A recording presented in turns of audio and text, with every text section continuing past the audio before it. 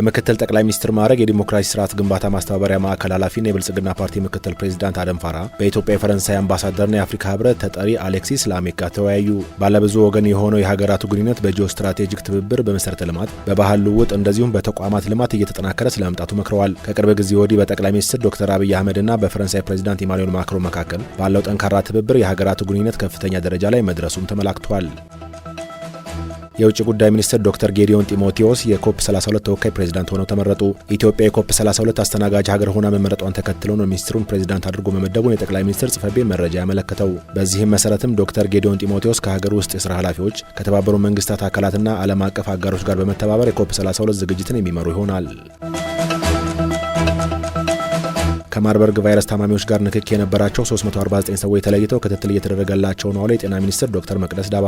ሚኒስትሯ በሰጡት መግለጫ እንዳሉት እስካሁን የማርበርግ ቫይረስ ምርመራ ከተደረገላቸው 72 ሰዎች መካከል በ11ዱ ላይ ቫይረሱ ተገኝቶባቸዋል። በቫይረሱ ከተያዙት ውስጥ የ6 ሰዎች ህይወት ማለፉንና 5ቱ ደግሞ የሕክምና ክትትል እየተደረገላቸው እንደሚገኝ አብራርተዋል። ከታካሚዎች ጋር ንክኪ ከነበራቸው 349 ሰዎች ውስጥ 119 ሰዎች ነፃ መሆናቸው ተረጋግጦ ከማዕከሉ መውጣታቸውን እወቁ ብለዋል።